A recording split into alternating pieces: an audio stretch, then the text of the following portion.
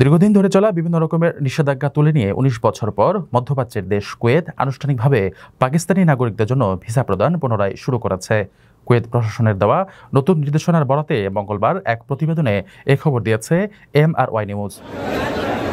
নতুন নির্দেশনার অধীনে পাকিস্তানি নাগরিকদের জন্য কুয়েত এখন কর্মসংস্থান, পারিবারিক, সফর, পর্যটন, বাণিজ্যিক সহ বিভিন্ন ভিসা দেবে।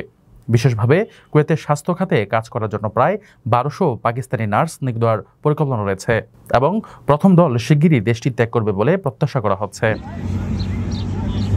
পাকিস্তানের প্রবাসী কল্যাণ ও বৈদেশিক কর্মসংস্থান মন্ত্রণালয়ের এক মুখপাত্র কুয়েতের এই সিদ্ধান্তকে স্বাগত জানিয়ে বলেন, নিষেধাজ্ঞা প্রত্যাহারের ফলে কর্মসংস্থান, বাণিজ্য ও পর্যটনে বিপুল সুযোগ সৃষ্টি হবে। তিনি জানান, এখন থেকে পাকিস্তানি নাগরিকদের কুয়েতি ভিসা পেতে দীর্ঘ সময় অপেক্ষা করতে হবে না, বরং আবেদনকারীরা একটি অনলাইন প্ল্যাটফর্মের মাধ্যমে সহজেই ভিসা পেতে পারবেন। আপনার স্বপ্নগুলো আকাশ ছুবে প্রবাসীর হেলিকপ্টারের মাধ্যমে। বিয়ে, জন্মদিন অথবা যে কোনো বিশেষ প্রয়োজনে হেলিকপ্টার ভাড়া করতে যোগাযোগ করুন স্ক্রিনে দেয়া নাম্বারে। প্রবাসীর হেলিকপ্টার, নিরাপদ ও সাশ্রয়ী বাহনের বিশ্বস্ত নাম।